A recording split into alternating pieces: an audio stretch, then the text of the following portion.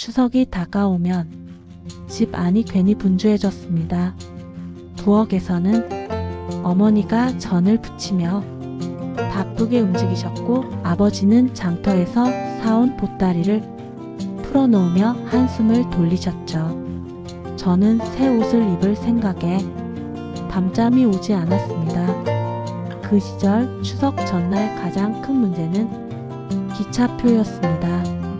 역 앞에는 벌써 줄이 길게 늘어서 있었고, 혹시 표를 못 구하면 어쩌나 조마조마한 마음뿐이었죠. 겨우 손에 쥔 종이 한 장, 그 기차표는 단순한 표가 아니었습니다. 그건 고향으로 가는 약속이었고, 그리운 얼굴들을 다시 만날 수 있는 열쇠 같은 것이었습니다.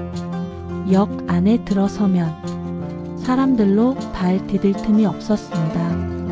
머리에 큰 보따리를 힌 어머니들, 손을 꼭 잡고 서 있는 아이들, 기대에 찬 표정의 청년들까지 웅성거림과 함께 들려오는 기적소리 안내방송. 그 소리 하나하나가 지금도 귀에 선명하게 남아있습니다. 추석 전날이 되면 집안 공기가 달라졌습니다. 어머니는 새벽부터 장터에 다녀오셨습니다. 큰 바구니에는 채소와 과일, 그리고 전거리 재료들이 가득 담겨 있었죠. 집에 돌아오신 어머니는 곧장 부엌으로 들어가셨습니다. 기름 냄새가 퍼지고 지글지글 소리가 들리면 아, 이제 명절이구나 하는 생각이 절로 들었습니다.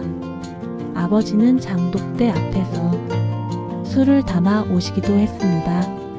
어깨에 메고 오신 보따리 속에는 고향에 가져갈 선물들이 가득 들어 있었습니다.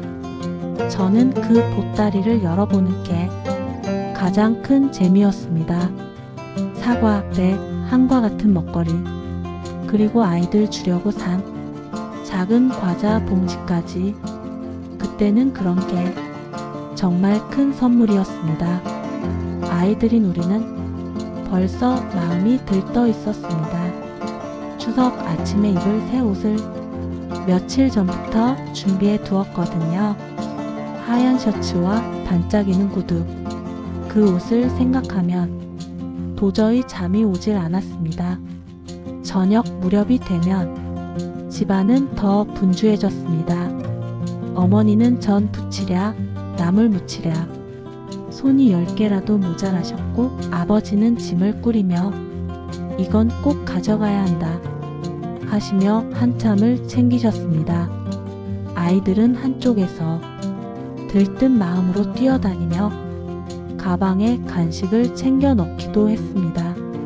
그렇게 추석 전날은 온 가족이 한마음으로 고향길 준비를 하던 날이었습니다. 드디어 아침이 되면 우리는 짐을 바리바리 챙겨 집을 나섰습니다. 손에는 작은 가방, 어깨에는 무거운 보따리. 아이들 손까지 잡고 걷다 보면 벌써부터 땀이 송골송골 맺혔습니다. 역 앞은 사람들로 이미 가득 차 있었습니다. 표를 손에 꼭 쥔 아버지, 그 옆에서 긴장한 얼굴의 어머니, 그리고 설레는 우리 형제들. 기차가 들어오는 순간 커다란 기적 소리가 온몸을 울리듯 다가왔습니다. 연기가 피어오르고 덜컹거리는 소리와 함께 기차 문이 열리면 사람들이 한꺼번에 밀려들었습니다. 좌석은 이미 꽉 차 있었고 우리는 복도에 자리를 잡았습니다. 보따리를 발밑에 두고 손잡이를 붙잡은 채 한참을 서 있어야 했습니다. 그 와중에도 기차 안 풍경은 재미있었습니다. 보자기에 싼 김밥을 꺼내 온 가족이 나눠 먹는 집, 사이다 한 병을 돌려 마시며 웃음을 터뜨리던 사람들, 객차 사이를 오가던 찐빵 장수는 아이들의 눈을 반짝이게 했습니다. 창밖을 바라보면 들판이 끝없이 펼쳐져 있었습니다. 노랗게 익어가는 벼와 멀리 보이는 산자락, 덜컹거리는 기차 소리에 맞춰 풍경이 흘러가는 걸 보고 있으면 고향에 간다는 설렘이 더 크게 다가왔습니다. 때로는 옆에 앉은 사람과 가볍게 인사를 나누기도 했습니다. 저도 고향에 내려가는 길이에요. 그 짧은 대화 속에서도 이상하게 친근함이 느껴졌습니다. 그 길 위에서 만난 사람들은 다 같은 마음이었을 겁니다. 고향으로 가는 길 그 설렘 하나로 모두가 연결되어 있던 시간이었습니다. 기차에서 내려 마을버스를 타고 한참을 달리면 드디어 고향 마을이 보였습니다. 먼지 날리던 흙길 그 길을 따라 걸어가면 익숙한 풍경이 하나둘 눈에 들어왔습니다. 마을 어귀에 들어서면 벌써부터 반가운 얼굴들이 우리를 기다리고 있었습니다. 할머니는 마당 앞에 서서 손을 흔들고 계셨습니다. 왔다 왔다 목소리가 들려오면 가슴이 두근거렸습니다. 할아버지는 장독대 옆에 서 계시다가 천천히 걸어 나오셨습니다. 그 주름진 얼굴에 환한 미소가 번지면 길고 힘들었던 여정이 순간 사라지는 것 같았습니다. 마을 이웃들도 하나둘 얼굴을 내밀었습니다. 아이고 오셨구먼. 따뜻한 인사와 함께 웃음소리가 터졌습니다. 마을 길 옆에는 벼가 누렇게 익어 고개를 숙이고 있었습니다. 논두렁 사이로 불어오는 바람은 도시에서 느낄 수 없는 시원한 향기를 전해주었습니다. 집 마당에 들어서면 연기가 피어올랐습니다. 부엌에서는 큰 가마솥이 걸려있고 안에서는 고향 특유의 구수한 냄새가 풍겼습니다. 아이들은 신나서 뛰어다녔고 어른들은 반갑게 손을 잡으며 안부를 물었습니다. 그 순간만큼은 세상 그 어떤 것보다 따뜻한 풍경이었습니다.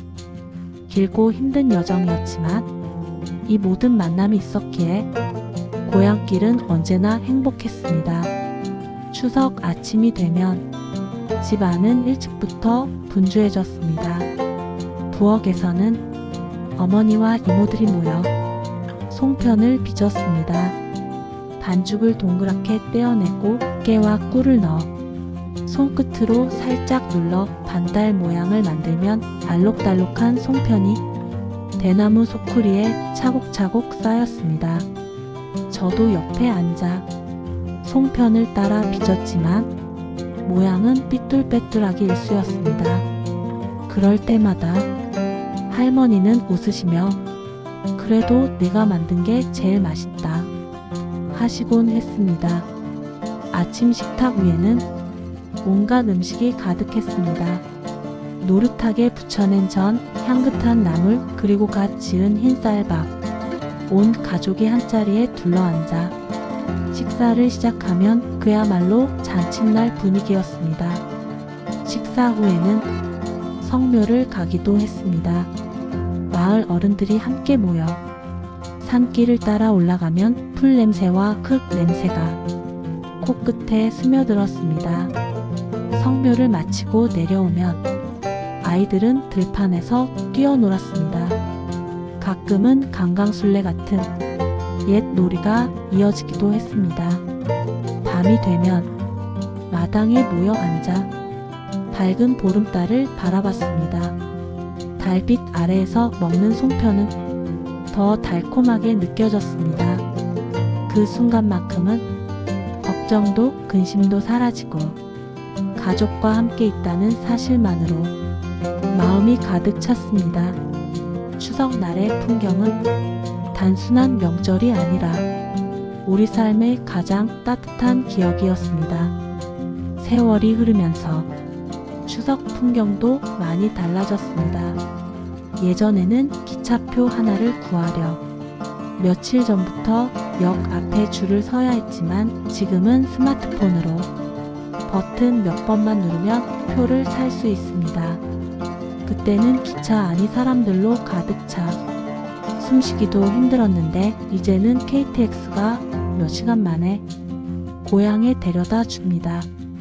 예전엔 추석에 온 가족이 모여 성묘를 가고 제사를 지내는 게 당연한 풍경이었습니다.